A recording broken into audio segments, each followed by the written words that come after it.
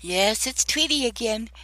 And again, I'm telling you, the descriptions are down below with links filled in them, and we have plenty of playlists for you. Here's your next teeny tiny. Don't just store canned food.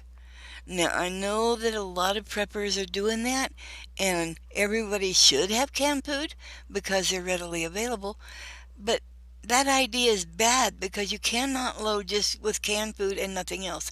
You need a variety of dry foods, freeze-dried foods, frozen foods. Oh, sure, if electricity goes out, your freezer's going to defrost. Okay, that's the first stuff you start eating. Otherwise, you're going to get bored with canned food. And what if your can openers start being a problem? Don't just stick with cans. You'll be sorry if you did. And also, include something sweet in that. You're going to be craving some sugar or something that tastes nice. Anyway, if these tips have helped, give us a like with a thumbs up and subscribe so you can have more tips. Angels all around. Bye now.